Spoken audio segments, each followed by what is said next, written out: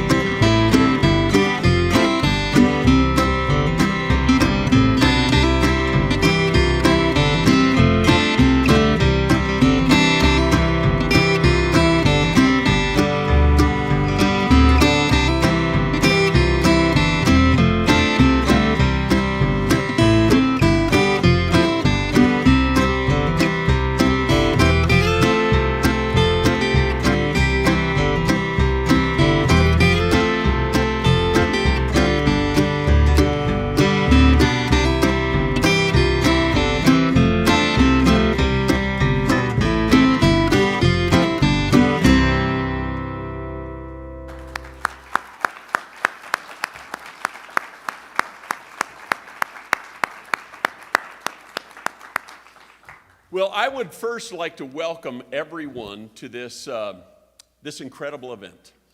Come Spring Again, I think it's very appropriately named because it's the renewal of many great things to come, and I think that this event is the renewal of many great things to happen. And to honor Alan Kirkbride and the tremendous life that he lived as a human being, as a father, as a husband, as a community member, and it really is a very, very big honor for me to be here. My name is Ron Rabo, and it is my pleasure to serve as your MC for this event this afternoon, our inaugural event, and we're most excited that you all are here. And I don't know how many of you know, I certainly didn't know, that April is the National Poetry Month. How many of you knew that?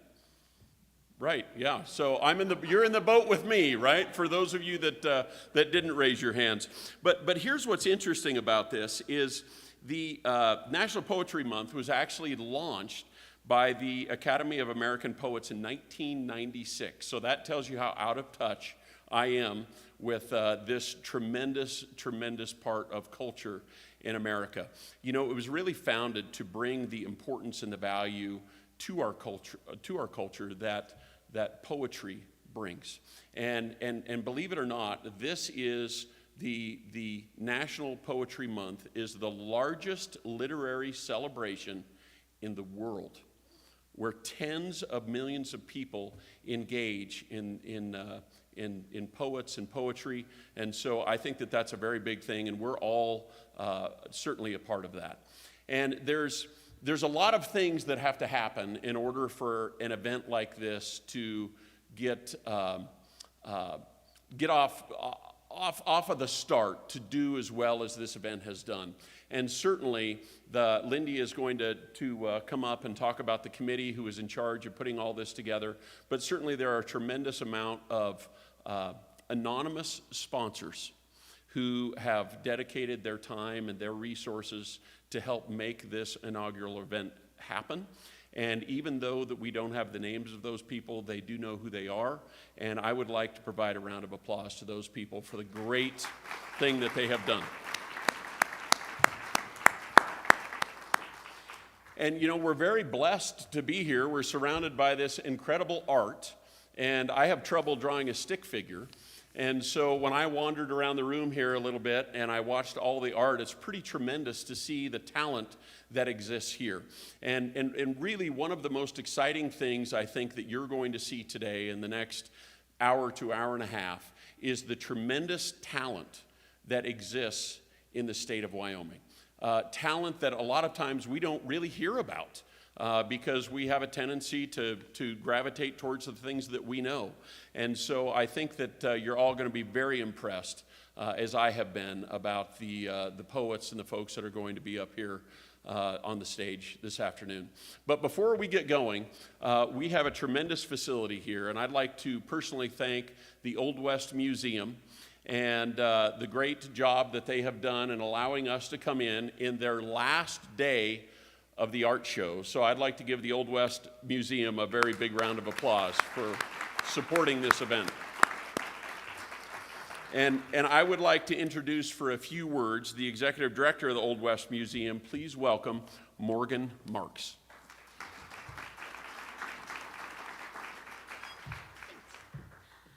I am so excited that all of you are here today.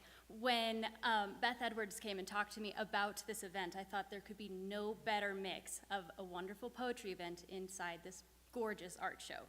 And so I'm very thankful for all the work that the Poetry Committee has done, and I'm happy you're all here. This museum is a huge cornerstone of Cheyenne, and your support and coming to see this show makes a huge difference to everything that we do. So enjoy, and if you have any questions about the museum or the art show, find me afterwards. Thank you all.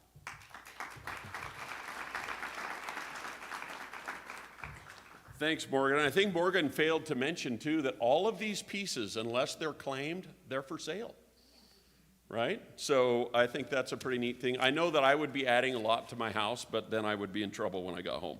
And we don't need any more of that in my household. All right, so We have a very, very special lady who has really been the forerunner of this event and creating it. We all know Lindy as a personal friend, and she is, I can honestly say from knowing Lindy since I was very, very little, that she's an incredible, incredible lady. Yes, yeah, for 50 years probably. She knew me before I was here, put it that way. So she is a tremendous human being, and the impact that she and Alan have had in our community has been nothing completely short of remarkable. And I would like to introduce Lindy to please come forward. She has some special announcements and introductions she's going to make, but let's hear it for Lindy.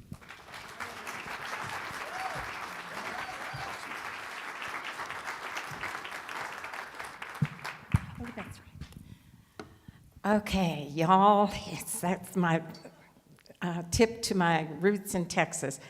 Come spring again. It's been a hard year, and there's somebody who's missing, a big guy, but he's also here with us in our hearts, and it's just, he would be so amazed and so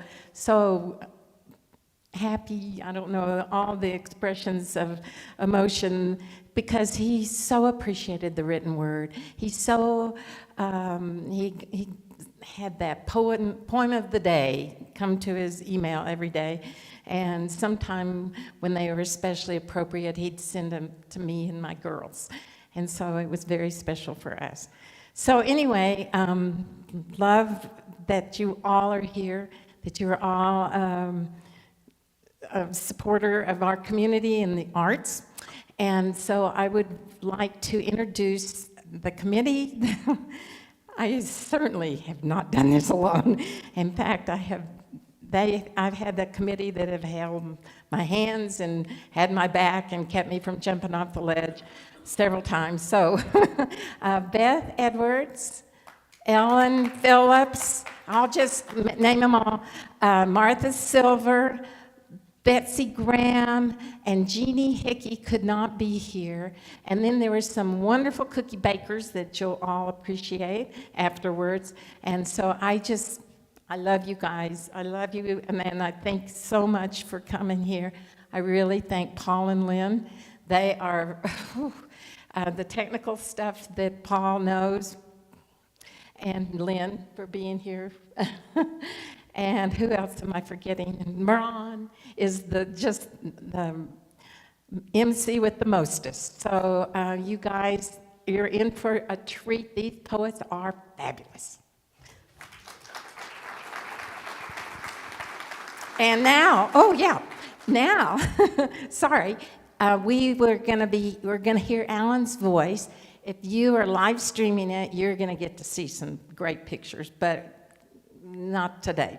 Maybe in the future we'll have that. But I think it's great that Paul has queued this up for Alan. Hello, I'm Alan Kirkbride, and I live on Sprague Creek, which is the westernmost of the three most threatened springs. The family came in 1889. That's a year before statehood. And we persisted by living within our means. One of my big points is, if you didn't have enough money for a new truck, you didn't get a new truck. And it was extremely frugal in the early days, and then we've prospered and done fine. Right now, we are I think we're at the front end of a big problem in the whole West, and that's why we've kind of brought this whole case before you. When we really appreciate you being listening ears. This is looking now off my driveway, and you see the higher ground in the background goes up on the divide where these wells are. Well, you know what? I think I would say that is one thing that's kind of significant is, how many ranchers have put conservation easements on their places. It gives you the idea that they're looking at it not as a business model to be exploited, but rather as stewards. And I certainly view my time on the ranch as a steward. One of my main jobs is to take care of the place, also to take care of the business end of the place, because I'd like to pass it on to these guys if they want to do it. And so we have an 8-family business here with ranging from mid-70s to we got our youngest guy, 24. Man, are we glad to have him. Caring for the whole place just really requires not depleting it. It's the whole principle of, and I think these are lessons and they're fights that the whole West is going to experience. Now, I like these neighbors who've applied for the wells, and I do not wish them any ill, but I think it's cavalier to think that it isn't going to really affect the whole community and the environment, the ecosystem, and wildlife. I mean, 132 years we've been on this place. It works with what we're doing. I don't want to discount what other people might want to do, but I'm telling you that this is pretty serious to us, and we'd like to have it continue. But I think I'll quit right now.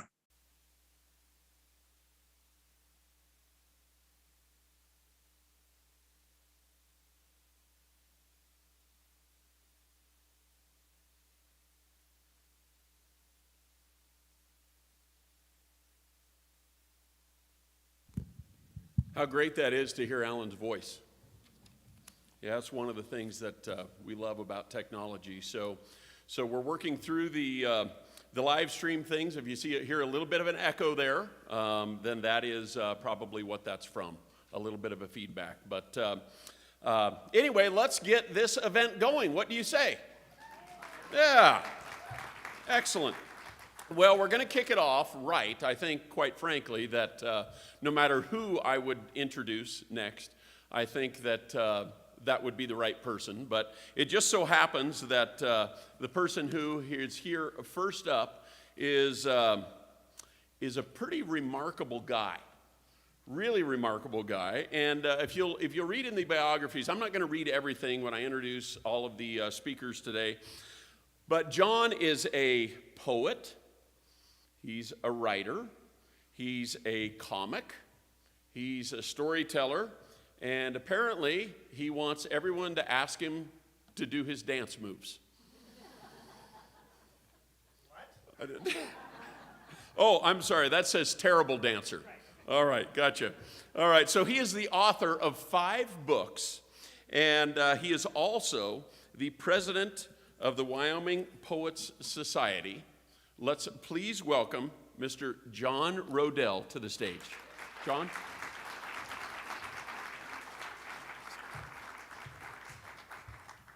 Thank you, Ron. At different points today, you might be confused who's speaking. Is it Ron or is it me? Because we look so similar in stature that you're going to be confused. So just bear with it. We know we look like twins. We get it. I want to thank obviously Lindy and the committee for putting this together. What an amazing, to the Old West Museum, to everybody who did all the work behind the scenes to pull this together out of nothing at all. It didn't exist, and all of a sudden we're all here today because of that kind of love. And I'm honored to be here.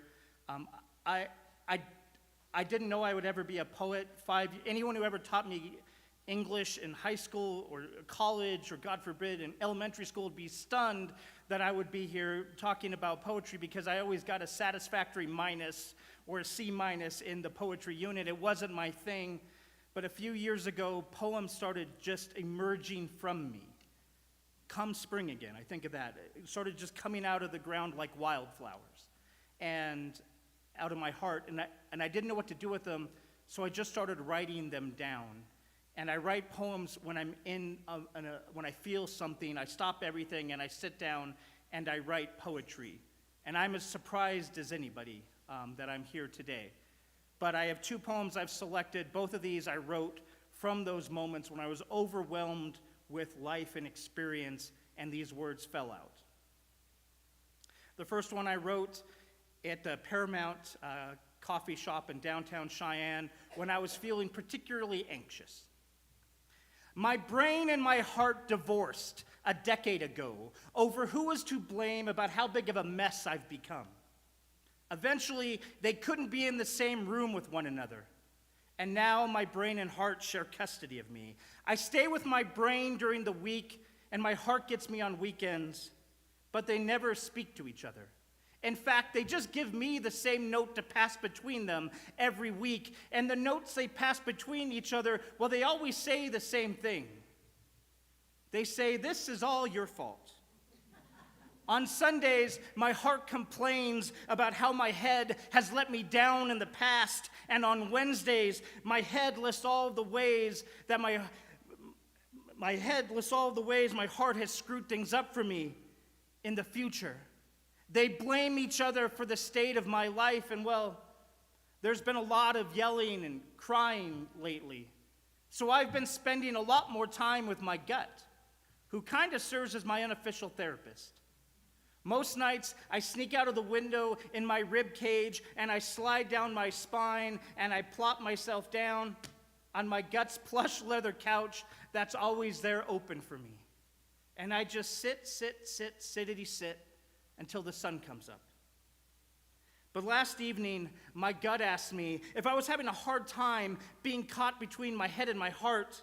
I nodded. I said, I just didn't think I could live with either of them anymore. I said, my heart is always sad about something that happened yesterday, while my brain is always worried about something that might just happen tomorrow. My gut squeezed my hand, but I continued. I said, I just can't live with my mistakes of the past or all my anxieties of the future. Well, my gut smiled at me and said, in that case, I think you should go stay with your lungs for a while. I was confused. The look on my face kind of gave it away, but my gut continued. It said, if you're exhausted by your heart's obsession with the fixed past and your mind's focus on an uncertain future, then your lungs are the perfect place for you. There's no yesterday in your lungs. There's no tomorrow there either. There is only now. There is only inhale. There's only exhale. There is only this moment. There is only breath. And in that breath, you can rest for a little while your head and heart work out their relationship. So this morning, while my brain was busy reading tea leaves and while my heart was staring at old photographs, I packed up a little bag and I snuck down to the door of my lungs. And before I could even knock on the door, she opened it, and with a gust of wind and a smile, she embraced me and she said, "Darling, what took you so long?" My second poem, thank you.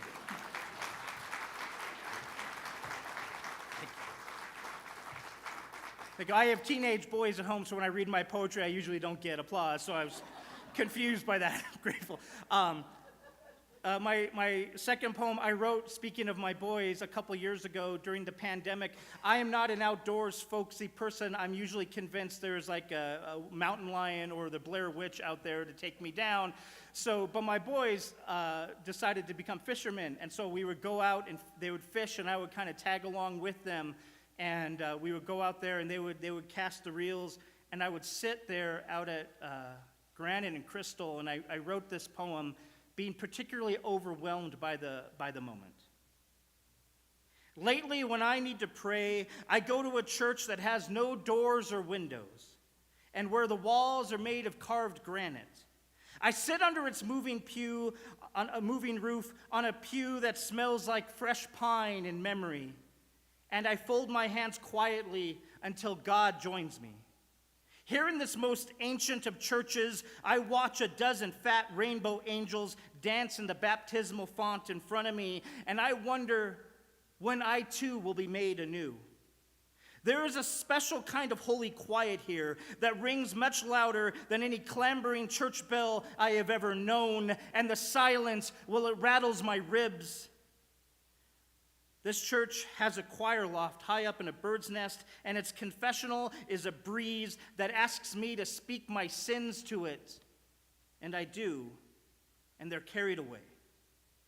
The longer I sing my psalms in this church, the shorter my memory for all my past sins become. And that's when the voice of love speaks out to me. It says, O tired light, O wounded heart, O my child of crumbling grace, come plant your feet in this Eden, come rest in this sacred space. O weary traveler, O somber fire, O shaking heart that's prone to fear, come lay in my ribboned water, come to know that I'm right here.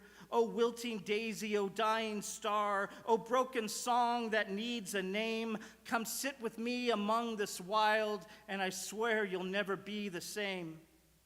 God and I take turns saying all the things we need to say to each other. I speak in short, heavy, jagged breaths, and God replies to me in thin, long pauses, and this goes on until the sun sets. And when it's time to leave, and even though I have to go home, I'm kind of still there.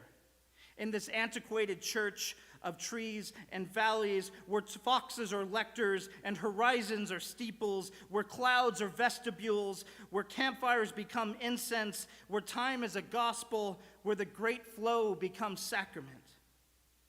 It's a church where a little piece of me always still remains, talking to the voice of whispering love as I watch trout be slain in the spirit. And I can't stop marveling at this altar of creation. Thank you.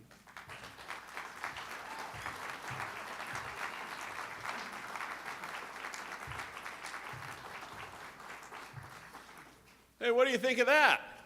Yeah. And we're just getting going. We're just getting going. And this next speaker is, I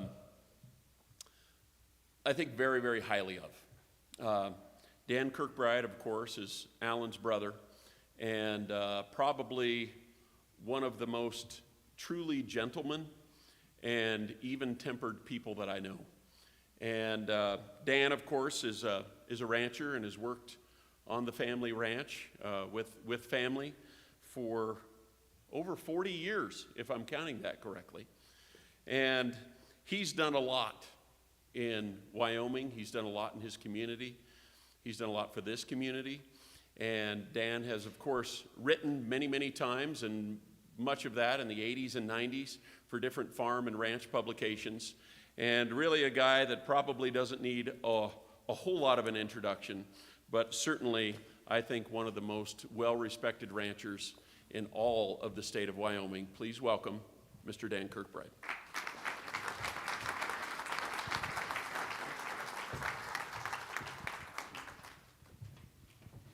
Good afternoon. Thank you, committee, for having me. I'm glad to be here. I hope you are. My brother Alan was a I'm glad to be here kind of guy. And whether it was a public gathering like this or a day on the ranch working with the guys in the corral, he always had a sense of anticipation that he brought with him. He thought maybe there'll be a good discussion here. Maybe somebody will say something interesting. Maybe I'll meet somebody worthwhile. One of my favorite things that he did was if you brought a guest to one of these work days, Alan would always come and introduce himself to the guest. And even though they both knew they'd never see each other again, Alan would show interest in that person and ask him questions. That person went away feeling welcomed. Alan taught me a lot about that. So I know the theme is about spring, but when I think of poetry, I think of the fall. Sorry to do that U-turn to you. But you've got all the dying leaves, the decaying leaves on the ground in your lawn or in the park. And then a puff of wind comes along and it stirs the leaves and they form these little tornadoes. And they have their own sound and they catch in the fence and they snap and crackle and really come to life. And in my mind, all those leaves are words, but the puff of wind is rhymes and alliterations and all the things that good poets can do to bring words to life. And you go away from a poetry reading or gathering, and some of those places in your mind that had the do not enter sign on them are opened up and you take something away. So I'm going to be taking my pulse about some things that have impact with me this afternoon and take them home to enjoy them in the days to come.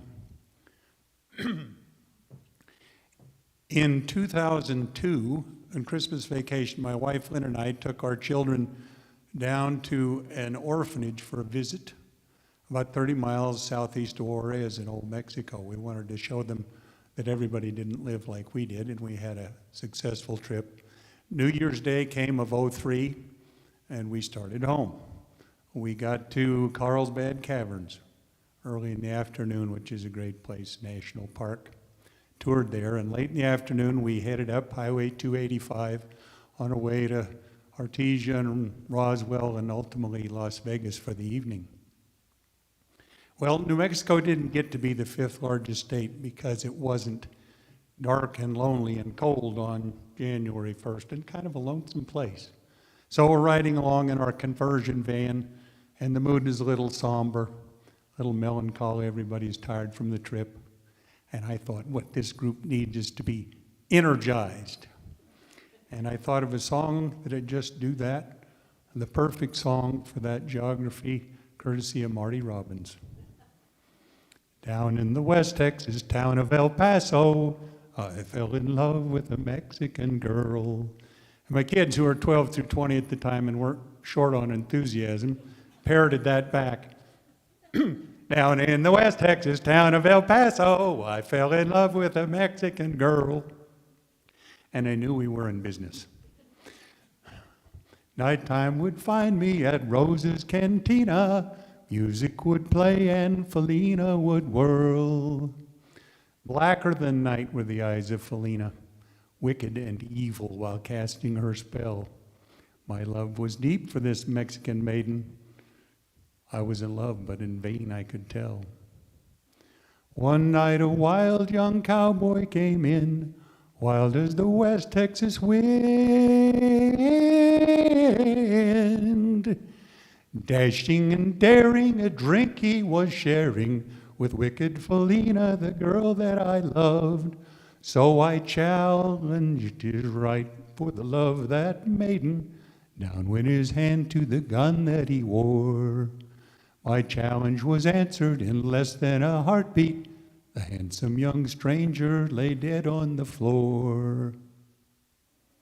Just for a moment I stood there in silence, shocked by the foul, evil deed I had done. Many thoughts ran through my mind as I stood there. I had but one chance, and that was to run. Out through the back door of Roses I ran, out where the horses were tied. I picked a good one, it looked like it could run. Upon his back and away I did ride to the hills overlooking the West Texas town of El Paso, out through the badlands of New Mexico. Back in El Paso, my life would be worthless. Everything's gone in life, nothing is left. It's been so long since I've seen that young maiden. My love is greater than my fear of death. I saddled up and away I did go, riding alone in the dark.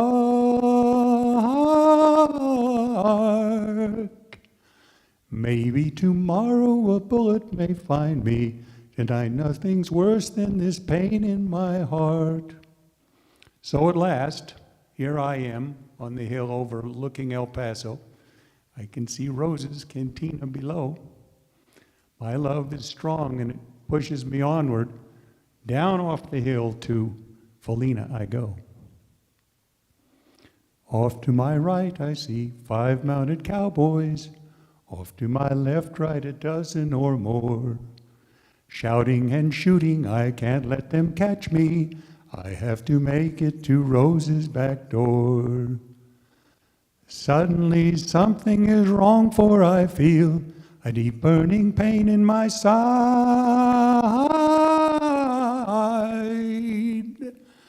Though I am trying to stay in the saddle, I'm getting weary, unable to ride.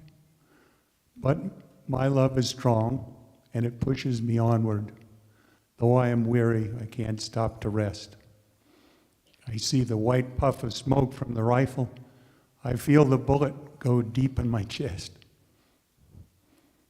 From out of nowhere, Felina has found me. kissing my cheek as she kneels by my side. Cradled by two loving arms that I'll die for, one little kiss and Felina, goodbye.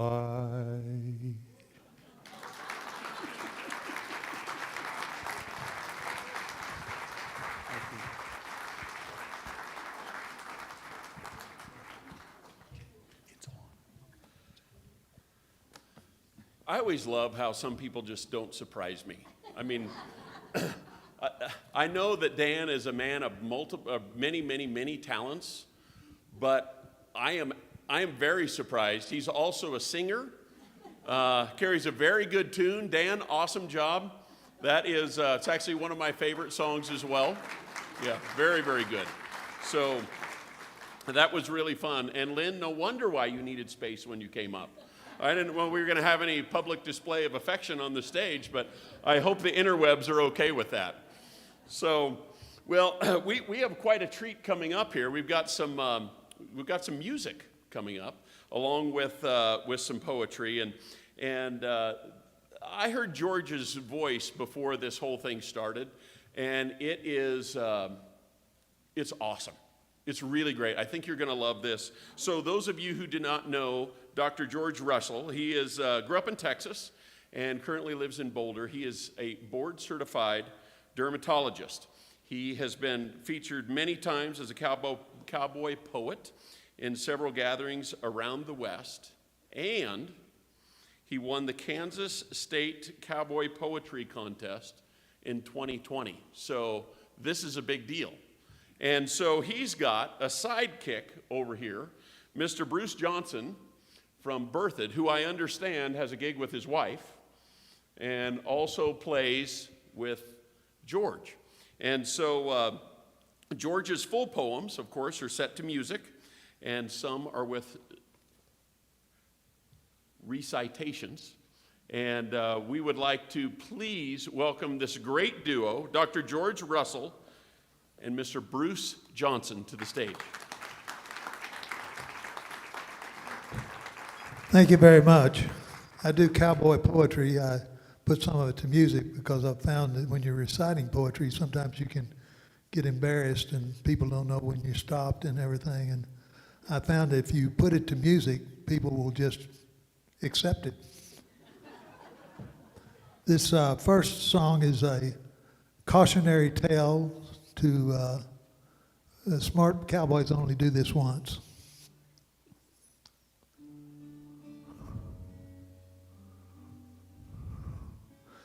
I went to a barn dance on Saturday night, met two girls with eyes so blue, so blue. So I fell in love with Kate that night, fell in love with Edith too.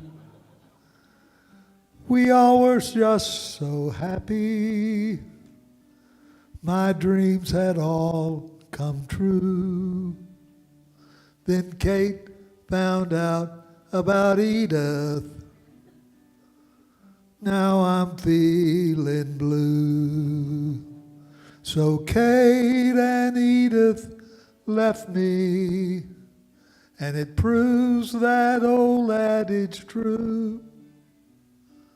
Because you see, to my chagrin, you can't have your Kate and Edith too. So you see, to my chagrin, you can't have your Kate and Edith too.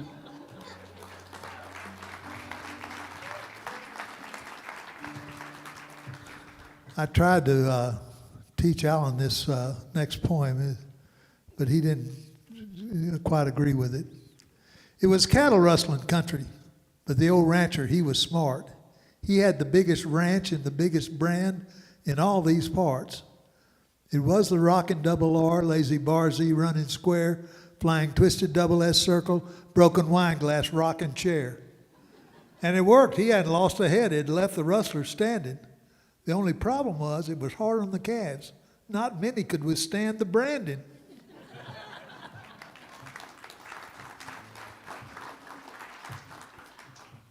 This next poem is written about a cowboy in the late 1890s. Has driven his herd up to Denver and sold them, and he's getting ready to go home. I was sitting in a grand hotel in Denver one fine day. I was headed back to Texas with a pocket full of pay. The waiter offered me some turtle soup, a Brown Palace delicacy, he said. I looked down at that little bowl and I just shook my head. How many turtles are in there, I asked. I'm a steak and potatoes man. One turtle makes 10 gallons of soup, sir. It's the finest in the land. Everybody loves it. It's quite the modern fare. We could serve a whole lot more, but turtles here are rare. It's a little bit expensive because it's in such short supply. It costs about $10 a bowl, sir. Would you like to give it a try? I acted like I was tempted. That swill won't touch my lips. I once had fallen for that oxtail soup on another one of my trips. Then he offered me some turtle soup, matzo ball soup, a Brown Palace delicacy, he said.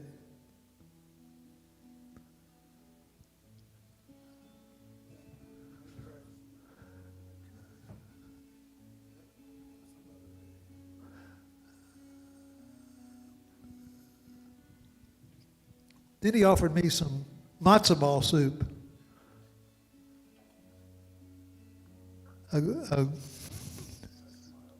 I smiled and said, no way.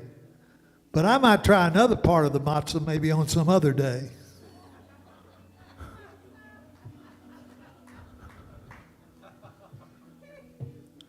I finally got my porterhouse steak. Ate it all except for the bone.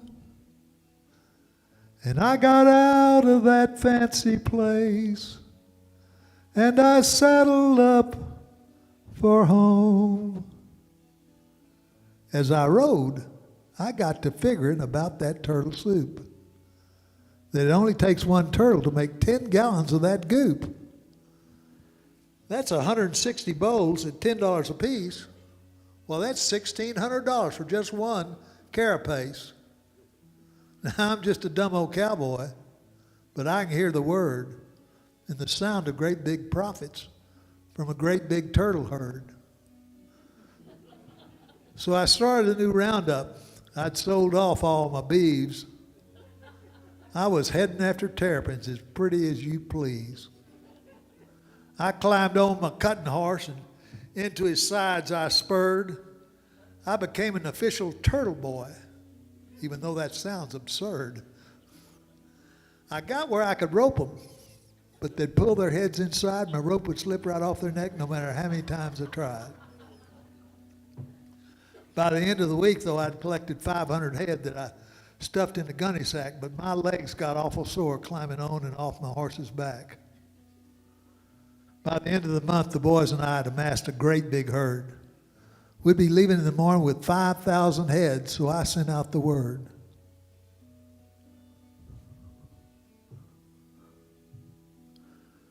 We saddled up at the break of dawn. We were eager for the trail. Threw open the gates to the turtle corral, and we gave a turtle boy a yell. Whoopee! From sunup to sundown, we drove them hard, but not so well. Because after 3 hard days of droving, we were finally out of the corral. The 5th night out, the herd was calm, but the wind blew up a storm. A lightning flash and a thunderbolt caused a big alarm. The turtles, they stampeded. There was panic everywhere. We scrambled for our horses as the lightning cracked the air. Little Jim, he spurred his horse. He was riding for the lead. But his horse, he stumbled and down he went. Right in front of that turtle stampede. The rain came down in torrents. The lightning came down in streaks. We feared the turtles would trample him to death sometime in about a week. Next morning, the storm had quit. The herd was still intact. Little Jim was a little stove up with a stone bruise on his back. That night, I got to figuring again, and it brought me almost to tears. When I realized to get my herd to Denver would take about 30 years. I dreamed that night of oxtail soup, turtles, and matzo balls too. And I came away concluding my Turtle Boy days were through. Though I've never heard of them before, don't know if they're a critter or a bird. But next week I'm going to round me up a great big matzo herd, a great big matzo herd. Thank you very much. I'm sorry about my screw up.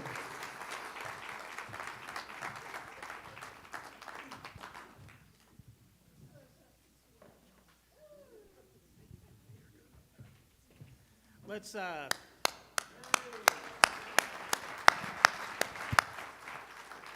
absolutely wonderful was that? As a poet who didn't, obviously I struggle with my poems end and I don't know when they end. Having a musician, what a genius move.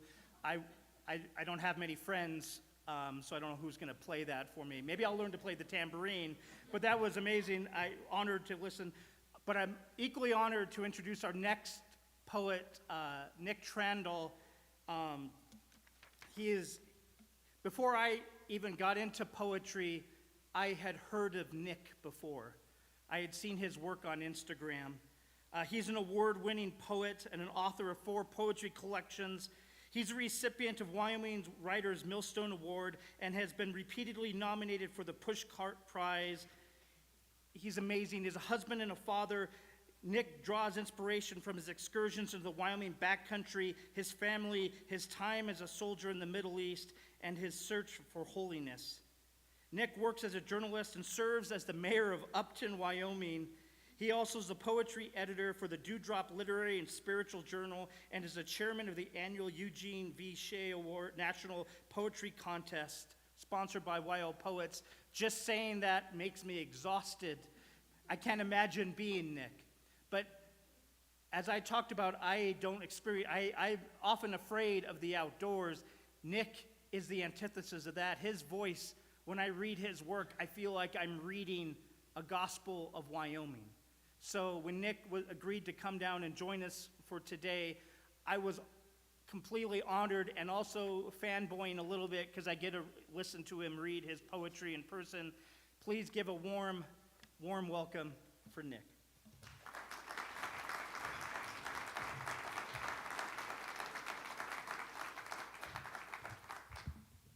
Okay, thanks for the introduction, John. This crowd's a little bit less intimidating from back there, but I think I'll get through it. No, it's an honor to be here for this event and to honor Alan. And I didn't have the privilege of knowing Alan while he lived, but I feel like today I'm getting to know him a little bit more. So today I'm going to read some poetry that I feel like Alan would appreciate, poems about springtime and rejuvenation and, my quest for truth in the Wyoming backcountry. So I'll start with a poem called Tellus Hens Ceres the World. It's the 1st of February, and the light sure is pretty this time of year. And the nights, these long, cold winter nights with their folklore of stars, their emerald comet burning along Draco's scalloped spine in the grand loft of the northern night like some holy star. See it, like the mammoths and Neanderthals did when last this comet shone through the bones of the dragon 500 centuries ago. See it before it's once again lost beneath crushing slabs of time. And the stars over the luminous snowfields, over moose wintering in subalpine fir thickets, their heavy heads thick with dreams of pure crystalline headwaters coming down from sun-licked feminine veils of quartz, bone, and frost-sundered stone. O veils of wordless mercy, gather intrepid souls and teach them sacredness. All this light, day and night, but clouds have moved in, thickening. Half a moon gleams through the murk like the jaundiced eye of Polyphemus, opening with hunger. Scattered stars gleam through the holes, a diminished resource on nights such as this. Still, it's the 1st of February, but it's getting late. Fiery golden elixir from San Nicolas de los Garza pours from a bottle into a cup, but it doesn't runneth over. A finger of warmth pools in the bottom, wrestles with the cold. Every chalice is half empty, and the moon behind tonight's veil of yellowed clouds. The comet is hidden. There are no signs to follow across the desert, no star of Bethlehem for the Magi to wander toward with hope. These are heavy hours and a heavy age. Aeneas, Odysseus, all you weary veterans of the Trojan War, smoke of burning cities and burning flesh still fragrant in your beards. Lift up your heavy burdens. You only thought you were home. Does this look like Ithaca? Could this one day be Rome? No, never. This is no simple age of love, poetry, and violence. Here the wars have no meaning. They sure as hell aren't waged for love. Like Paris's love for Helen, and Hector's love for his brother, and Priam's love for his sons, and Achilles' love for Patroclus. No, cities in this age don't burn for love, they burn for hate. Look there, through the snow, Kiev, all aglow. Now, during the 1st of February, Mother Earth roams the pine shadows of this frozen night, in her dark and wild cloak, her mane the cinnamon hue of a bear. She looks, oh, she looks. Ceres waits, gathered nude by a small fire in the winter dark, a fistful of golden wheat warm in her fist. She waits for the crone, watches for old familiar eyes beyond the firelight. And above it all, enormous night, and its shroud of glimmering light, and that green comet aflame with the tones of pine pollen in summer. Burns, burns, burns in the north the way it did 2,000 generations ago. It burns, burns, burns over a heavier, angrier world, over the moose with their winter dreams of simple, ancient chaos, over the goddesses in the pine woods, communion, transference, transformation, burning. O ocean of stars, hostile, darkened world, all of this handed over to young, clean hands, hands that'll grow something worthwhile from the loam, from the ruins of all these beautiful things. Thank you.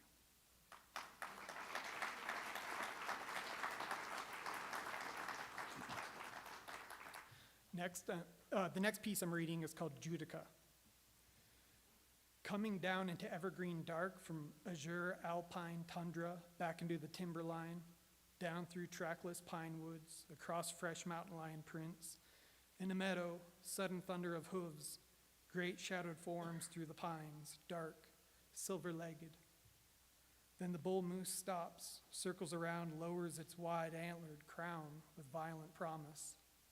Old primeval wood god barring the way down the mountain, down the cairn-lit path toward solace. A large dark hoof scrapes across frosty loam. Steamed breath pours like smoke from flared nostrils. But this is the way to Providence, through the master of the mountain, across the Stygian creek of the icy current. Path of poets, path of pilgrims, radiance beyond darkness. Thank you.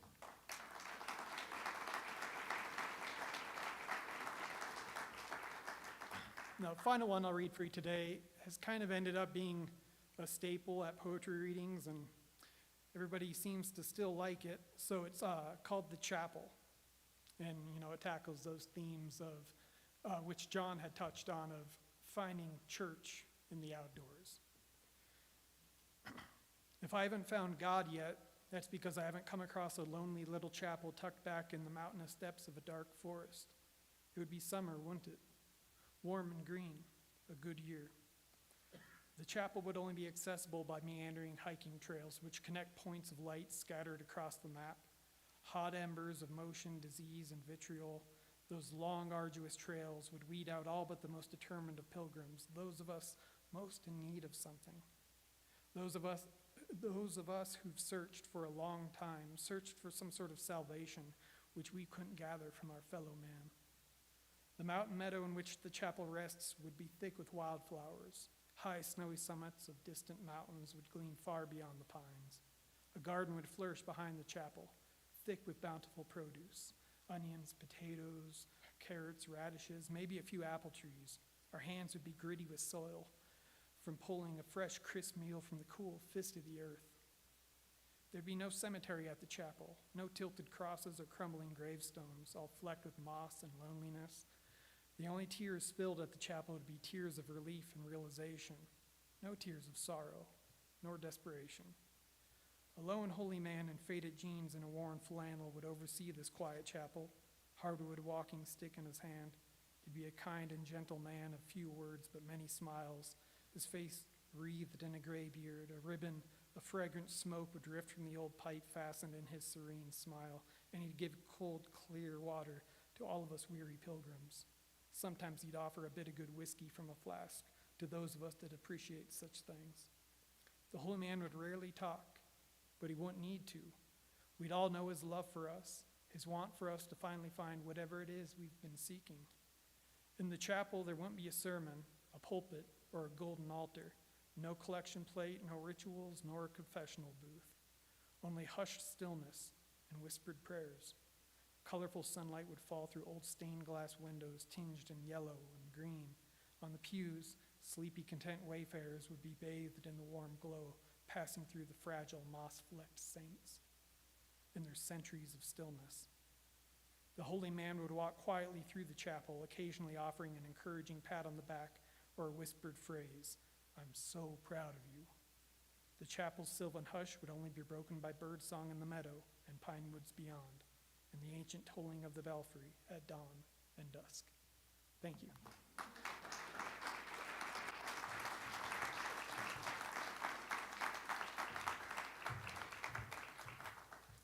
I'm so proud of you.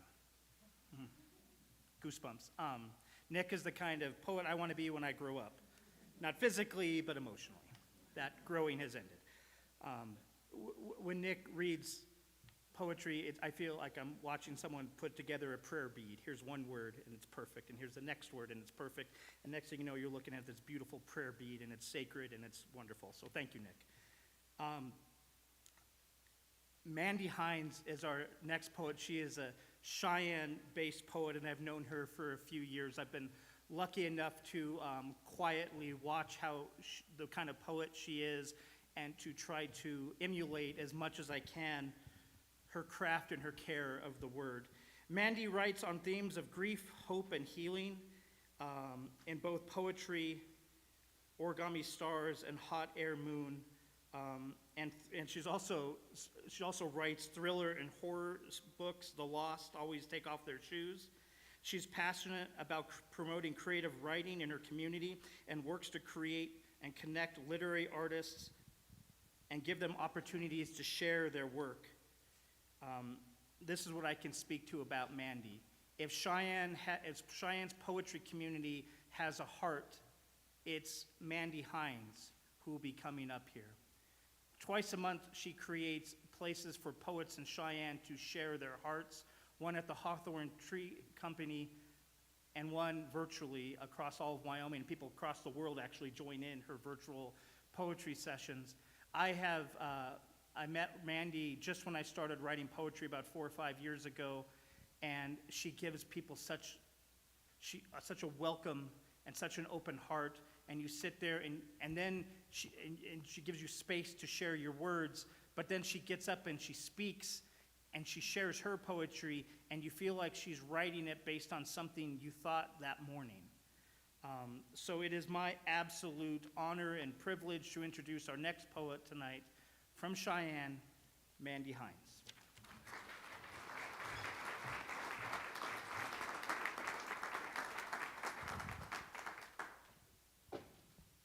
Thank you, John. Good afternoon.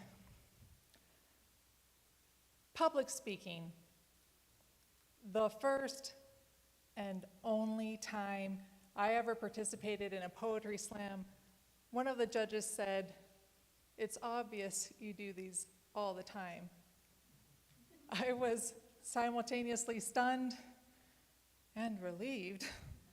Stunned because I had only been writing poetry for a little over a year.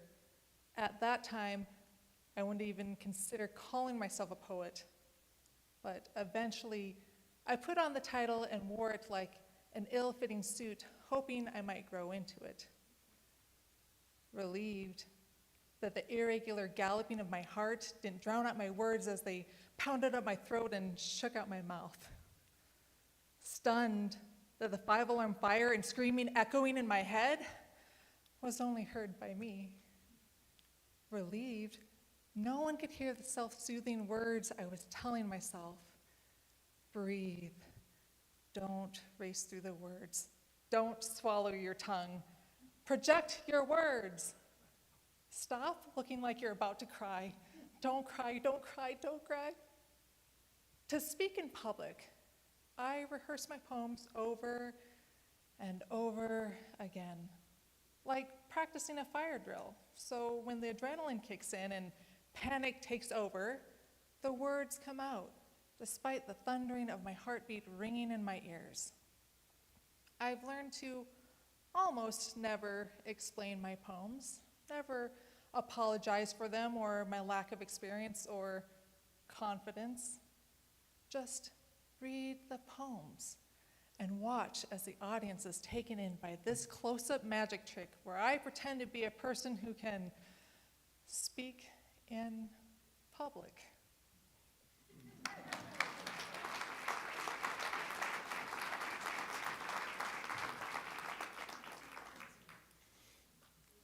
Tethered. My Japanese grandmother caught the biggest, bluest dragonfly I'd ever seen in her arthritic hands. A flash of mischief in her eyes, she tied a string around its middle and handed me a living kite. I wonder if my grandmother held the secret to kite making, or if children in Japan go around walking dragonflies. Maybe the mystery of magical things, tying the living together, is how she tied a string around my heart without my notice. We set the dragonfly free, but I can't escape my grandmother's pull.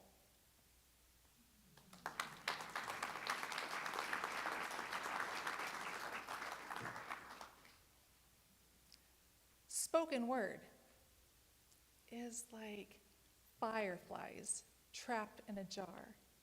When the lid is lifted, light darts everywhere. Words flicker too. I once heard a poet say a fire broke out on stage while he was performing. What he meant was his words were aflame and no one could look away. What he meant was he was always on fire and no one noticed until he wrote it down in a poem, said the words out loud. I'm quiet in so many ways. I think I can control the burn by placing specks of myself in small glass jars. What I mean is, sparks fly from mouths, land on clothing, drop to the floor, ignite stages, burn down whole buildings. Words burn right through people.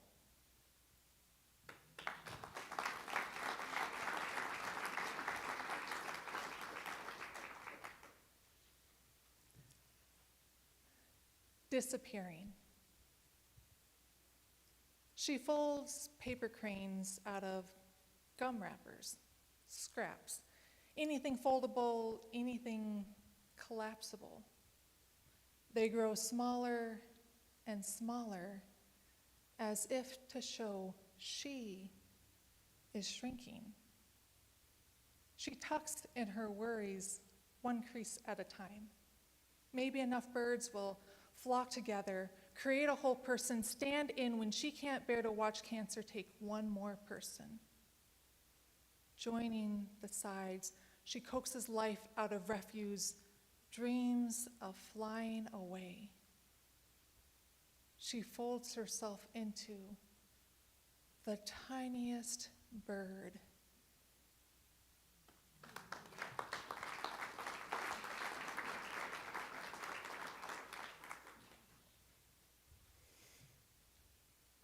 It falls apart in December. All the piano keys have fallen off the piano. And I used to play the most beautiful melodies here. Darkness drinks me in. Yesterday, I built a map out of puzzle pieces. It's not as crazy as it sounds. I thought youthful ventures might remind me of where I was heading. I went to turn on the overhead lights, and all the moments we hold our breath, hoping this second stretched through tomorrow, began falling from the light bulb.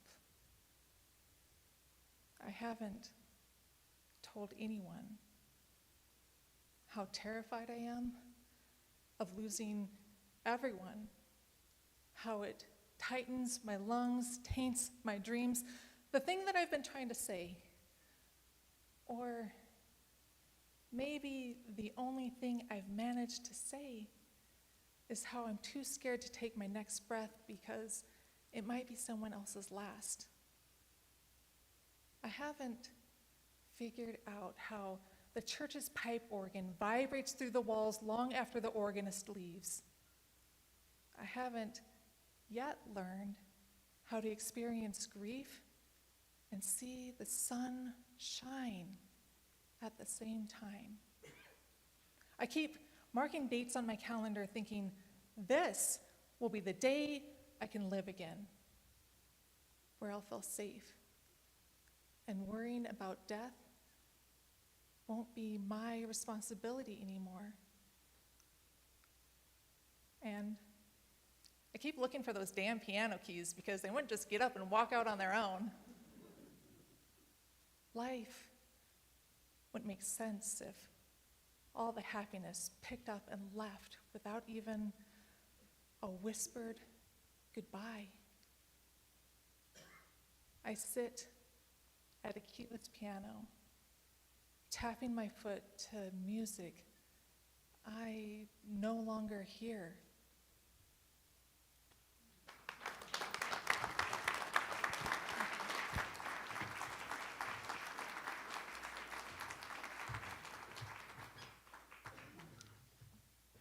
Mandy, this stage is on fire. Thank you. Mandy is the kind of poet I want to be when I grow up. I get the joy of introducing our next poet, someone I have also met in Cheyenne in the poetry community here. He's a wonder. Isaac Garcia. Isaac Izzy Garcia is a spoken word poet focusing on life, heartache, and everything else in between. With over 8 years of experience with speech and debate, Izzy has found themselves able to tell stories and create experiences with their poetry. They have taken their work to local speech and debate competitions and even performed their words during the National Speech and Debate Association National Tournament. Instead of taking these talents to more competitive avenues, Izzy has decided the best place to spread their wings is in the local community for all neighbors willing to watch. If Mandy is the heart of the Cheyenne poetry community, I believe Isaac is the soul of it. His voice cuts through, it's important, it's necessary, and it gives you rows and rows of goosebumps. So I am absolutely thrilled to introduce Isaac Garcia.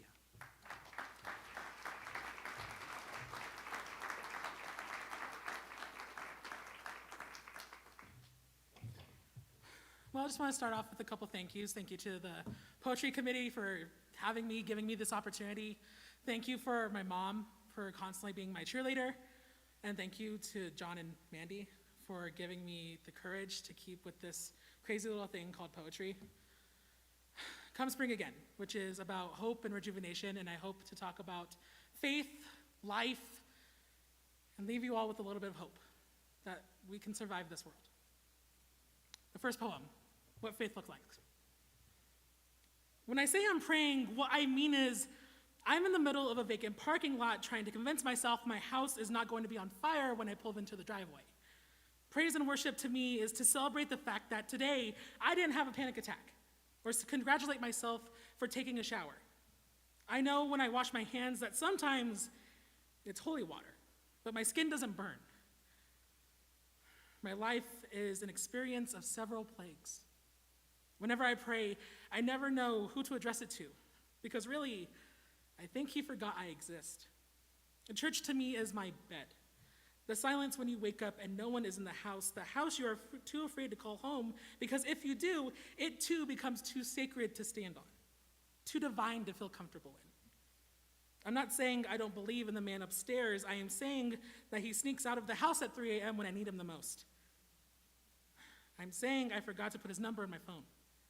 I tried writing him a letter, but he never wrote back. I think I got the wrong address. I feel wrong talking about him.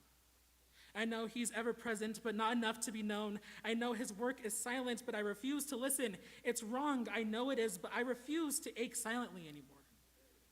I don't feel confident walking on water. I saw Goliath in front of me and ran in the other direction, and sometimes I get nervous when I see a cross on someone else's windshield. But it's not because I don't want to believe. I want to believe so bad, and I feel that pain right where my heart is. I say this to maybe one day convince myself that maybe I'm bad at believing.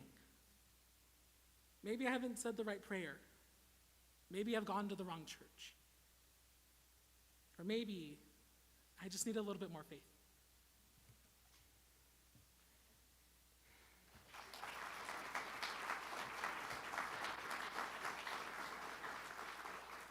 This next one, a letter to my existence, practically just trying to convince myself that existing is okay. I think I'm too good at this. I don't mean in the words that are coming out of my mouth or the spaces I exist in, but the way I take up space. The atoms that make up this human called Isaac or Izzy or whatever name I decide this week, I am too good at being alive. The 9 to 5, the hanging out at family gatherings or awkward reunions or meetings that could have been an email. I am too good at this. I am too good, and that alone makes me not want to exist. Not to say that I want the bitter end or the eternal rest. What I want is less. I want to start with a new page, hit Control-Z until the Google Doc is clean, or even buy a brand new notebook, one with strong pages, a spine that doesn't break, and paper so white it can be deemed as pure. I will try my best not to tell the same story. The pain, the sadness, the anger that seems to be locked in my spirit, but I know I probably would. I know that my story made the misshapen parts of my heart. The trauma crafted this personality that is stuck in neutral and shaped the way my body moves through the crowded room at a house party. I know I want a better story. I want that fairy tale middle, that kiss at midnight, and that cliffhanger ending that would stick in everyone's mind. But as I said, I'm too good at this. I'm too good at this, and I don't know how to fix it.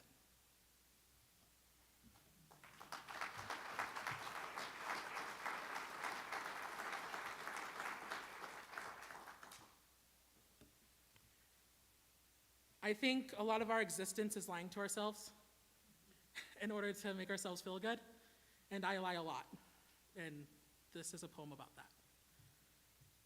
I know I live in my lies.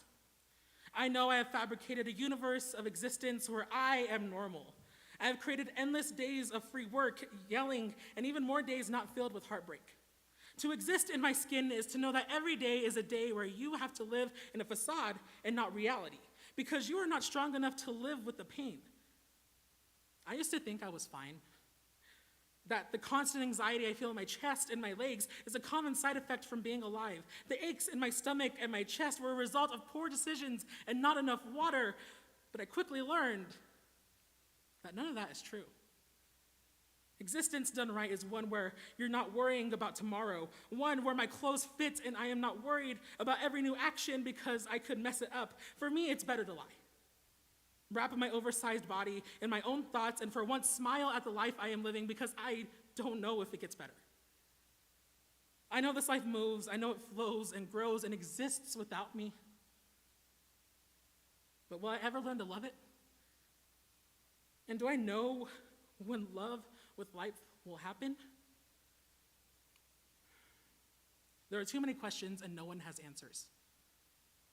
Until then, I'm sorry, but I'm gonna live with my lies. Battered, broken lies, and all.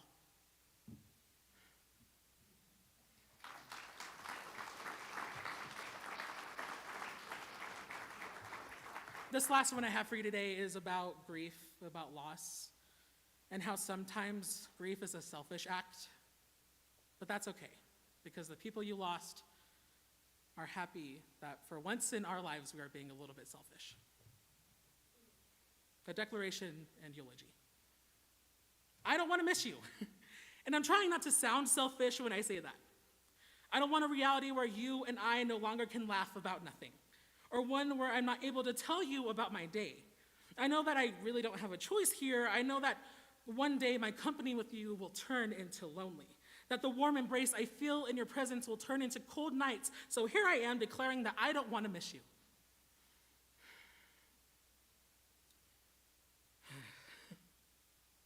You see, it's funny how our lives are so abundant and full of people and souls and personalities, but here I am stuck on the first memories of you from years ago. We met and laughed, and something triggered in the universe that resulted in us having our souls tangled, our stars danced and exploded into a supernova, which eventually created more stardust in our universe that could potentially create more versions of you. Do you know how special that is? Do you know that we changed fate forever? Do you know what you took when you left? I want to tell you so many stories. Your heart will race and your ears will feel overwhelmed. I think about each detail in anticipation because that feeling of waiting for something is better than the feeling of missing you. I don't want that hollow feeling of not interacting with this reality without your passion and heart. So it's better for me to forget than be stuck in quicksand. A quicksand that always reminds me that you are not here. You are not here, and I wish I didn't have to deal with that pain. I now know that's impossible. I know that I will walk to the end of the earth and sit on the highest point of this earth and remember that you are not able to see that view with me. I don't want to miss you. And I pray to whatever is out there that one day I won't have to.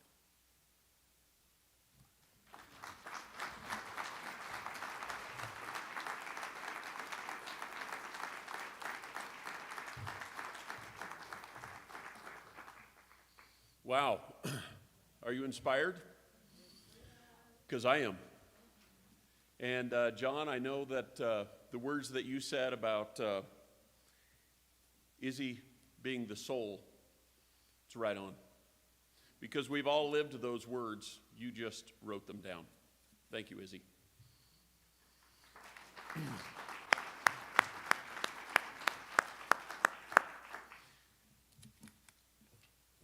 You know, sometimes I run across something that's so far in my past, I forgot about it.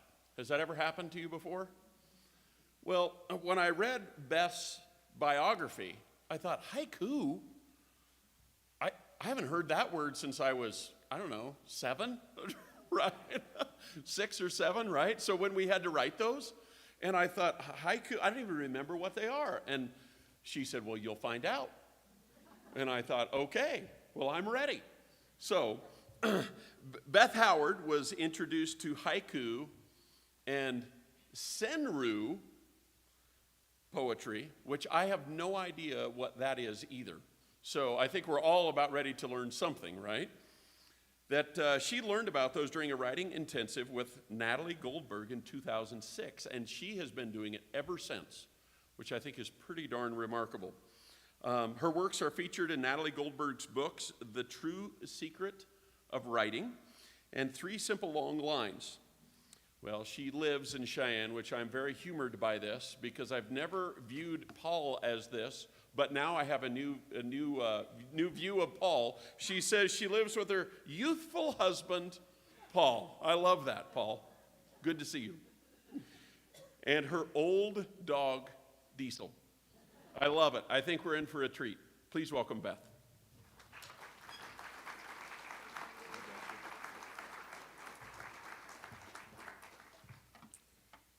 It's an honor and a privilege to be here today. Thank you, Lindy, for inviting me, and to all of you who helped to make this and create this special event. We now shift gears to tune our senses to hear a different style of poetry. I will begin by reading a selection of haiku and senru poems. Haiku began thousands of years ago as an opening stanza of a Japanese verse game called Renga, in which several poets took turns composing links in a chain of 100 verses. The opening verse was called the hoku, and the rule was that it had 17 syllables and include a seasonal theme. It evolved to become a standalone verse. Famous Japanese haiku poets include Basho, Busan, Issa, Shiki, and Shioni. It was Shiki who gave haiku its current name at the end of the 19th century. Most modern haiku are not written in 3 lines of 575 syllables or even in 17 syllables. A haiku is a short poem recording the essence of a moment keenly perceived, in which nature is linked to human nature. Haiku's sister genre, senru, is the same as haiku, except instead of dealing with nature, it is specifically about human nature and human relationships and is often humorous. For me, writing haiku and senru poems is both a mindfulness practice and a peace practice. I began writing them in 2006 when my son Peter deployed to the war in Iraq, and I continued to practice through my son's Andrew's 3 deployments to Afghanistan. Writing haiku allowed me to touch the peace of the present moment while seeing a blooming flower, a butterfly, or a calm lake. In touching a moment of peace, I knew I had something to build on. Further, the practice allowed me to witness and accept impermanence. All living things change and ultimately die. And this realization helped me to release fear and to build courage. The courage needed to work for peace and healing in the world. Basho famously wrote, "One who produces even a single good poem has not spent his life in vain." This remains my goal. Here now is a selection of haiku and senru through the seasons, beginning in spring. Waves of geese move across an ocean of sky. Spring washes to shore. Sound of bickering over fence in neighbor's yard. Crows at sunrise. Almost forgetting, tiny maple leaves open. My son is at war. Digging one by one, yard filled with dandelions brings me to my knees. Young doe on lakeshore nibbles tender water plants. I was never wild. 24 hours, blazing orange glory, daylily life. Midsummer, there is enough zucchini to feed the world. After leaf blower stops, the sound of leaves. Heart cracking open with scent of October rose, mother's favorite. Leaves show each day effortlessly how to let go. Linked like a freight train, one cold day to another, cannot see the end. On Governor's Lawn, 4 dozen migrants gathered. Canada geese. Tissues in the trash, swirling snow continues, piling up in drifts. Dad's rubber cement stuck around longer than he did. Fitful, sleepless night, uninvited visitor, New Year comes with wind. No one else to blame. In my lifetime, many wars, not stopped even one. Thank you.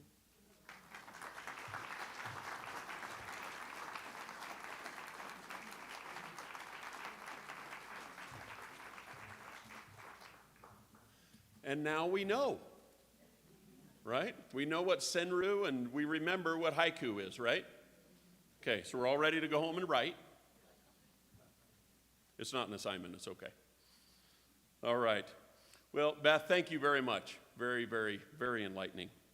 Well, our next speaker, you really don't have to go very far to learn more about him. In fact, you can actually just go right around the hall, and there's a big display about Mr. Phil Van Horn.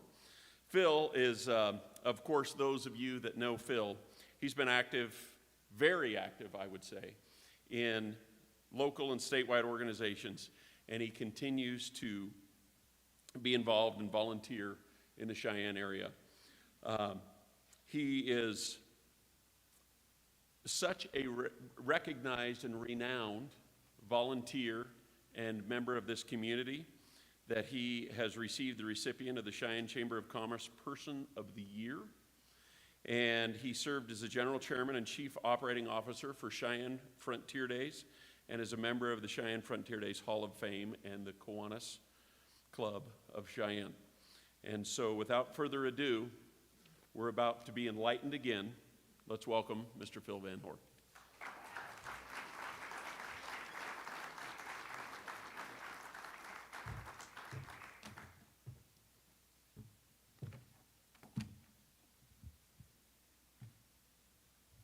What you're about to hear is mostly based on true events. Many of the names have been changed to hide the shame. The game we played was acey-deucey. Some call it in between. The pot that night got pretty juicy, certainly higher than I'd ever seen. Supper was done, the table was cleared. 6 sat down for better or worse. The cards came out, some whiskey was shared.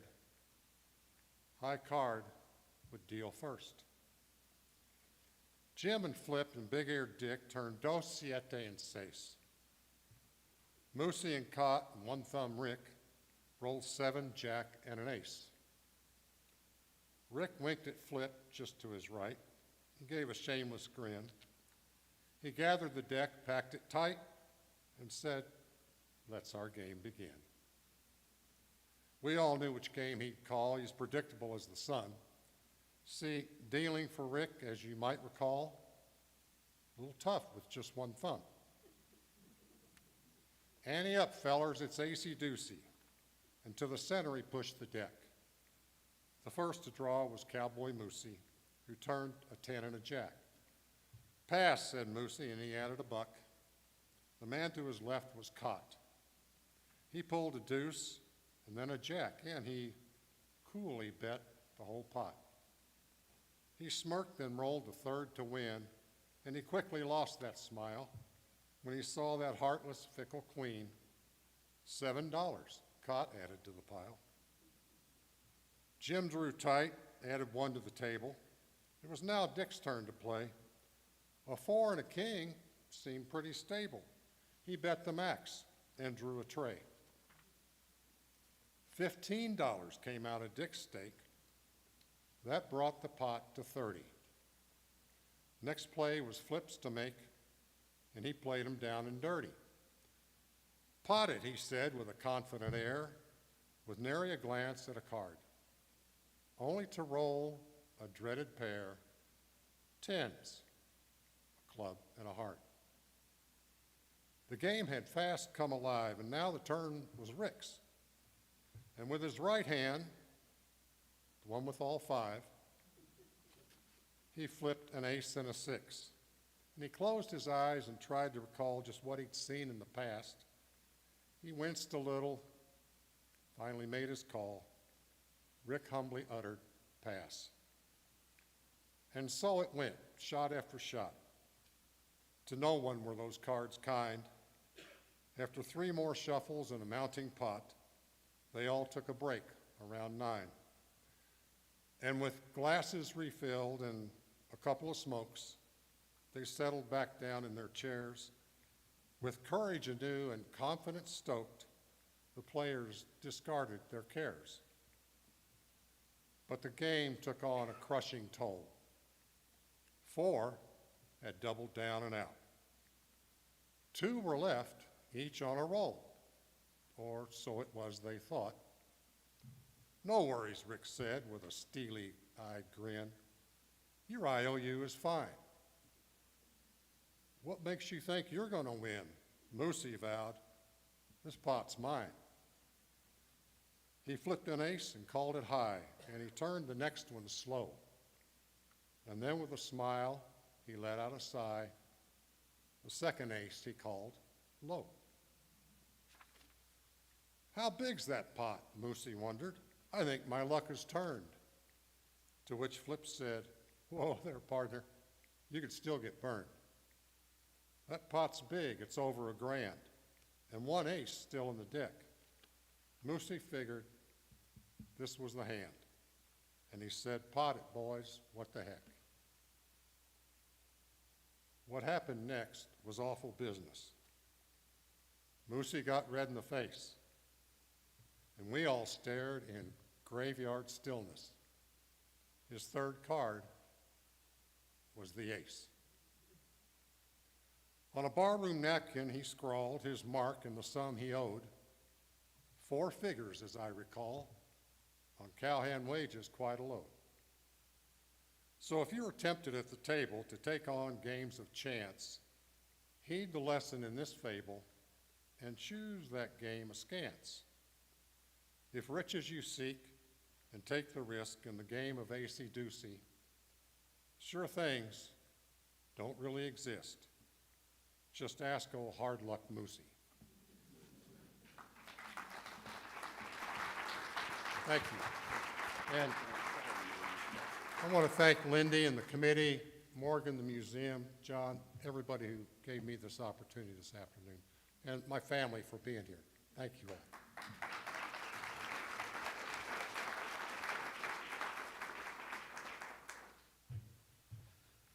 All right, thanks, Phil, so much. And so we have, I told you that you were in for a treat today, but this one's a really big deal. So our next poet is Josie Habercorn. And Josie is in 9th grade at East High School. And so I started to read her bio, and then I had to sit down because I got tired. And so she is a quite ambitious young lady. She just recently, at her first statewide poetry competition, she placed 3rd overall. Right, in the entire state. That's a big deal. That deserves a round of applause, absolutely. Well, not only is she very good at that, but she also plays the cello, and she reads books, sometimes 4 at a time. Right? I know, right? I struggle to read a comic book sometimes. And not only that, she also plays softball and does cross country. I told her, I said, you get the award for today for being the strongest person here. And I said, we're all rooting for you. So let's prove that to her, and let's welcome Josie up to the stage.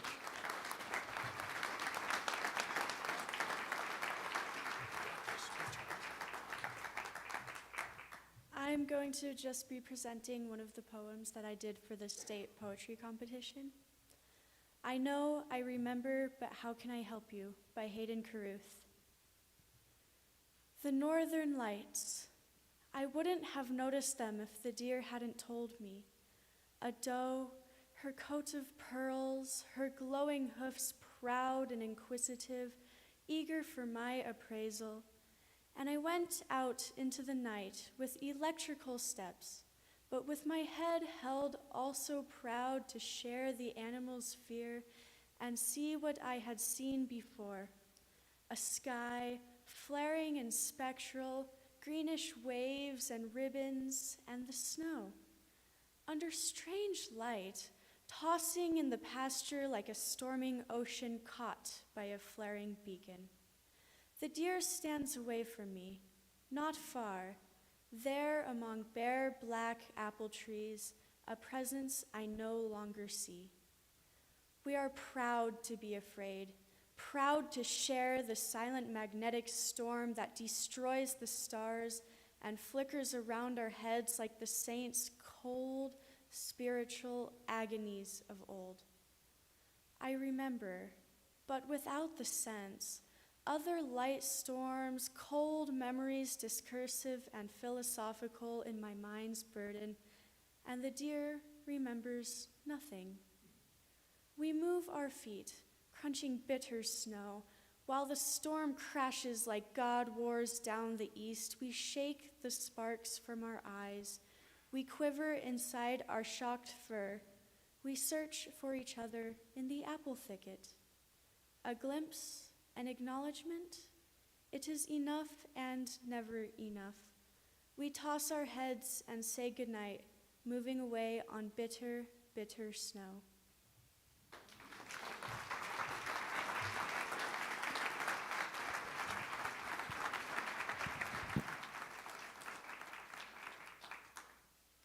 How about that? Could you have done that when you were in 9th grade? Yeah. Good job, Josie. Way to go. All right, so I was joking around with David. If those of you who know David, I was joking around with him before the show started. He was out here playing an accordion. I never joke. What? So I told him, I said, that's the first time that I have ever heard anyone in the state of Wyoming play the accordion. Because I have a lot of Cajun friends, and we always joke around with them that they can't have music in the South, well, in that part of the South, without an accordion. But it was really, really good. I really enjoyed it. Really enjoyed it. So David Romvet is he's really just a man of many, many talents. He's the author of numerous poetry collections and books. And he is also, of course, a very, very talented musician. And he's the recipient of a Wyoming Governor's Arts Award. And he's been awarded fellowships from the National Endowment for the Arts and the Wyoming Arts Council, among many others. Let's welcome to the stage Mr. David Romvet.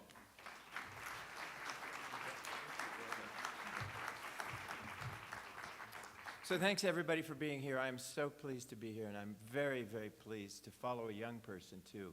As I grow older, I tend to like young people even more and more. I don't know what that means. I'm also so very pleased to be here representing something in honor of Alan Kirkbride. And so I wanted to read things that had to do with family.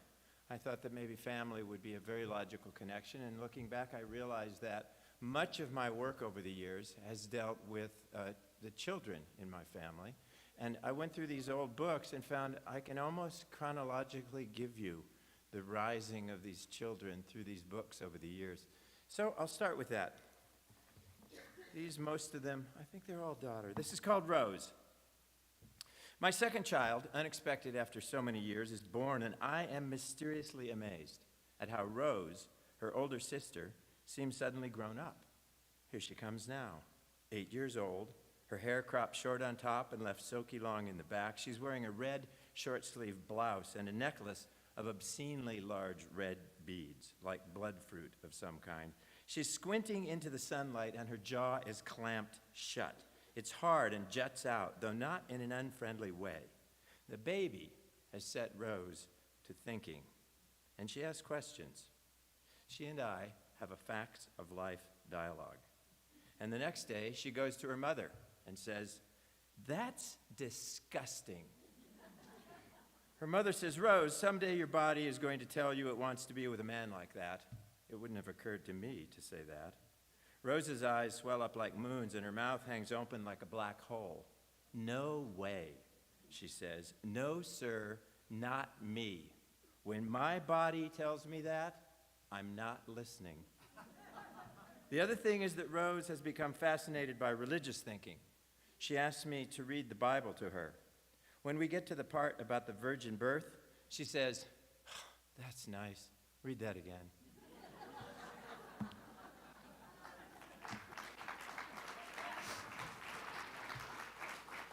There's a lot you learn about life from kids, you know. This is autonomy. Now at 3, my daughter answers every question beginning with "would you" by saying no. And every gesture I make toward her, she considers an act of aggression. She's fierce in defense of her integrity while reminding me many times each day that "I love you, Dad, and I understand I love her too and would stand aside as like a flower she blooms." When I was 10, my father made me sit outside and play German polkas on the piano accordion. It was hot, and both my body and the large black musical instrument became slick with sweat.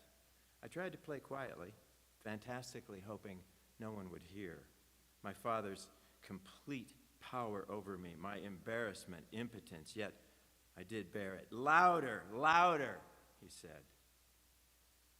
Such a small thing to play the accordion for one's father, but it wasn't small. Those moments of childhood return, and my stomach is a dense knot of hatred and shame.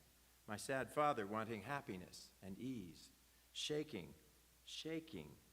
Oh, my sad father shaking with exhaustion when he came home from his labor, calling me to bring the accordion outside and play while he rested, and I bitterly did so. And he knew, but he couldn't change it, could save neither himself nor me. So you see how it is that I am elated when my daughter says no again. Her voice, a single pedal that I must not try to catch as it tumbles to the ground.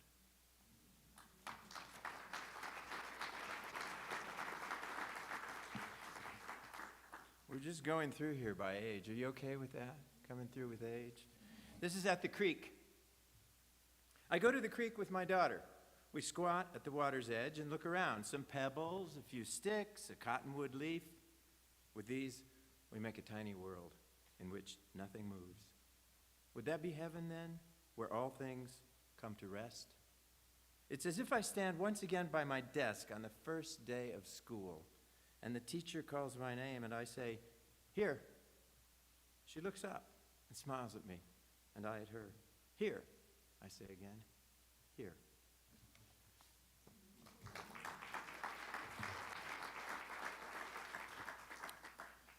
You can kind of tell that I think metaphor is a big deal in the world of poetry. This is surprise breakfast. We're still with childhood. I'm still thinking about Alan Kirkbride and this event and family and the way poetry has some great power to bring us together both in community and as individuals, which is what I hope my work can do and what I hope we can do for each other. Again, it's so wonderful to be able to have such an event linking literature to the real lives we lead. So thanks again. Okay. You ready now? Surprise breakfast. One winter morning, I get up early to clean the ash from the grate and find my daughter, 8, in the kitchen, thumping around, pretending she has a peg leg, while also breaking eggs into a bowl, separating yolks and whites, mixing oil and milk. Her hands are smooth, not from lack of labor, but youth. She's making pancakes for me, a surprise I've accidentally ruined. "You never get up early," she says. Never get up early. Measuring the baking powder, beating the egg whites. It's true, when I wake, I roll to the side and pull the covers over my head. It's too cold to sleep, I say. I thought I'd get the kitchen warm. Aside from the scraping of the small, flat shovel on the iron grate and the wooden spoon turning in the bowl, the room is quiet. I lift the gray ash and lay it carefully into a bucket to take outside. "How'd you lose your leg?" I ask. "At sea." I fell overboard in a storm, and a shark attacked me, but I'm fine. She spins, a little batter flying from the spoon. I can hear the popping of the oil in the pan. Are you ready? She asks, thumping to the stove. Fork in hand, I sit down, hoping that, yes, I am ready, or nearly so, or one day will be. Okay. Here's the last one, the very last one in this little sequence. We're all still alive, so if we hang in there, there may be more of these as time passes. Sunday morning early. My daughter and I paddle red kayaks across the lake. Pulling hard, we slip easily through the water. Far from either shore, it hits me. My daughter is a young woman, and suddenly, everything is a metaphor for how short the time we are granted. The red boats on the blue-black water, the russet and gold of late summer's grasses, the empty sky. We stop and listen to the stillness. I say, it's Sunday, and here we are in the church of the out of doors. Then wish I'd kept quiet. That's a trick in life, learning to leave well enough alone. Our boats drift to where the chirring of grasshoppers reaches us from the rocky hills, a clap of thunder. I want to say something truer than I love you. I want my daughter to know that through her, I live a life that was closed to me. I paddle up, lean out, and touch her hand. I start to speak, then stop. Thank you all so much. Thanks for being here. And I don't know, I think we have a little exit talk. Do we not have a little exit talk? We have a little exit talk. All right, thank you all again. Awesome. Thank you, David. Well, I have written a couple of books and speak all over the country. I certainly don't consider myself to be a poet. Growing up, I've got 3 boys, and growing up, we used to sit in the truck and ride around the farm, and we would just sing crazy, ridiculous songs with rhyming words, just for fun. And so I thought to myself, as Lindy asked me to do this, I thought, is there anything that I can bring to the table? And when I was 26 years old, I gave my dad CPR, and he did not make it. And while that was 24 years ago, it was an event that changed my life. But I think that we're all have had events that have changed our lives. Certainly Alan's passing changed all of our lives. And it changed Lindy's life, and Capri, and Anduin, and Ryan. Changed the life of a tremendous family. And I remember shortly after my dad passed away, I sat down and I wrote a song. And I want to play that song for you today. I actually had it recorded in Nashville, and we hope that the live feed doesn't mess with it too badly. But I hope that it serves as a reminder to all of us that songs are poetry, really. Songs are poetry, and music has always spoken to me. And that I hope that this serves as a reminder that the male influences in our life, our friends, our fathers, our daddies, the role model that they serve for us as individuals and for our families and our communities, and the legacy that they eventually leave behind will never be forgotten. So, Paul?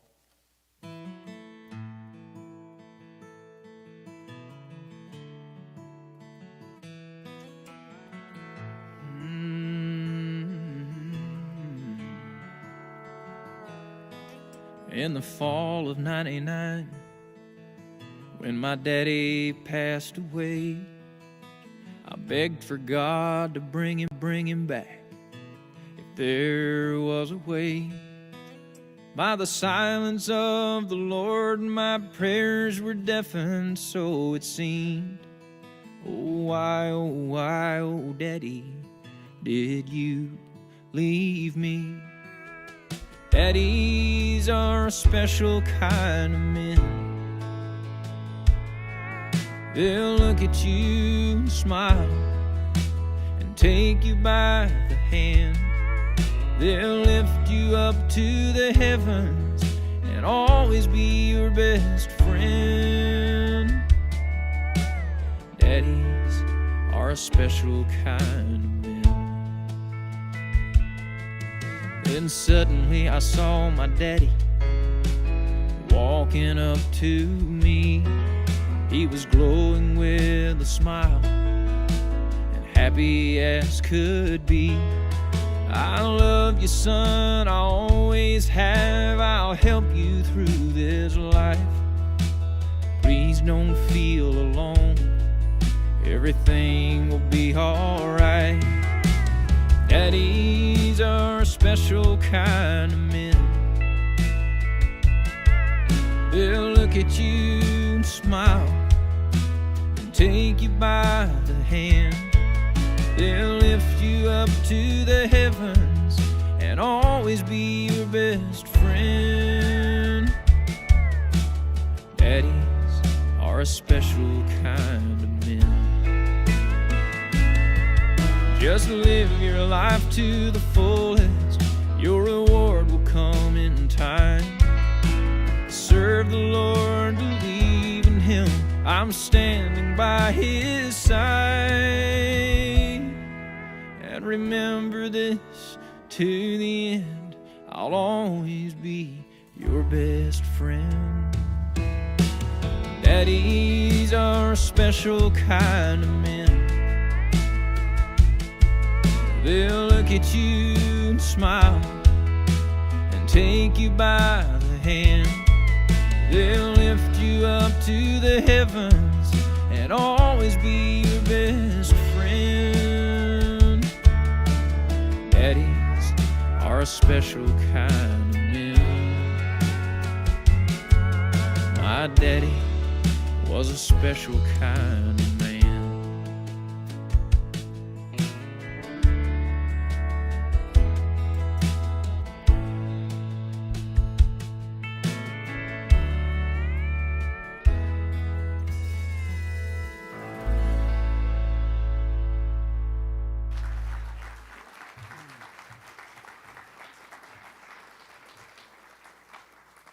That song just reminds me of Alan. And when Alan passed away, I was out of state, so I was not able to attend the funeral. And I've had 3 sympathy cards on my desk for over a year now,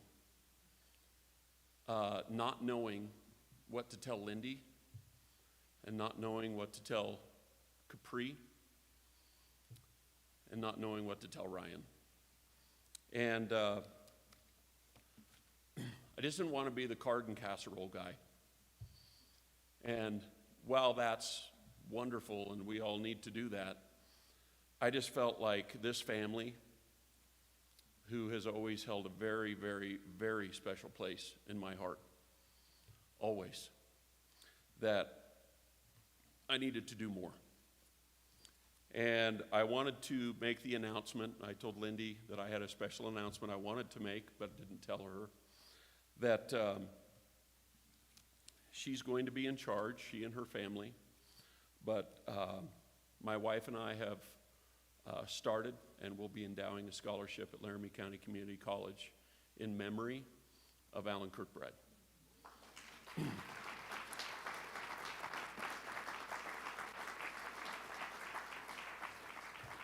And Lindy and her family will be in charge of the entire thing. And the reason I wanted to make that announcement here today is because it's an opportunity for all of you to hop on board and share from your heart what a special place Alan holds in your heart, and something that we as a community can build together, grow together, and honor him for many, many, many decades to come. And so today, I just feel like I was in the mountains, and that I felt like I was on the beach of a lake, and then I felt like I was in the sky flying, and then I felt like I was in my room crying, and then I felt like I was someplace I never imagined that I would be, someplace so wonderful and so peaceful, a place that creates peace in my heart. And I want to thank all of our poets today for providing that experience for all of us. Thank you all.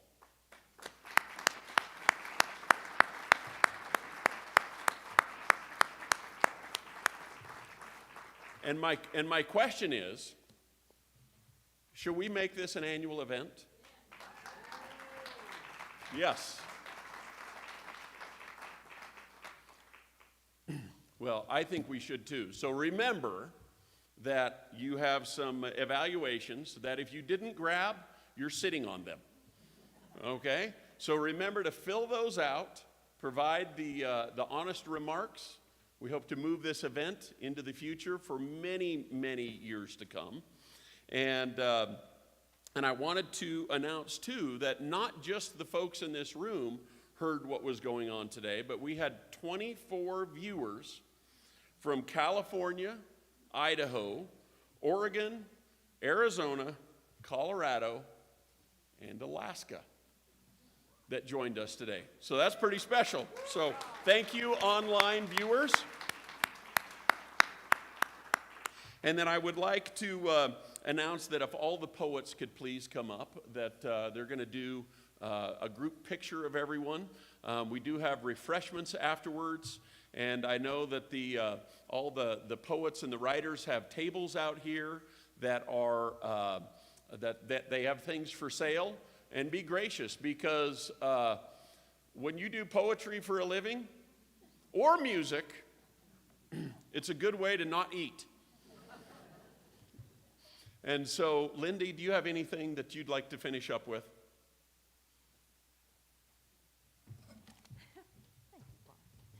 Ooh, wow,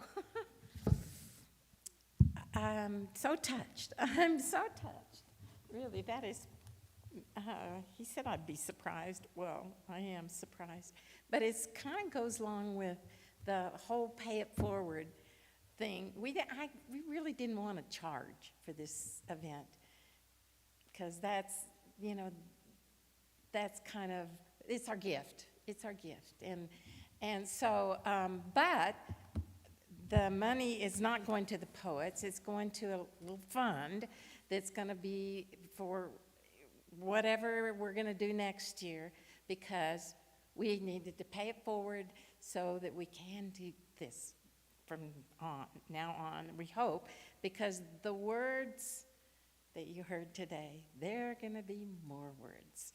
And so I just appreciate so much the gifts that everybody brought, and then what we got to enjoy and just sit back and absorb the talent and creativity and the heartfelt emotions that were a part of this today. So thank you, everybody. We're going to pay it forward, and come spring again, 2024.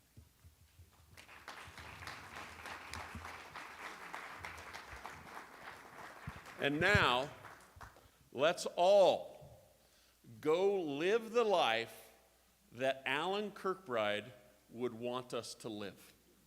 Amen? Amen. Thanks for being here. Until next year.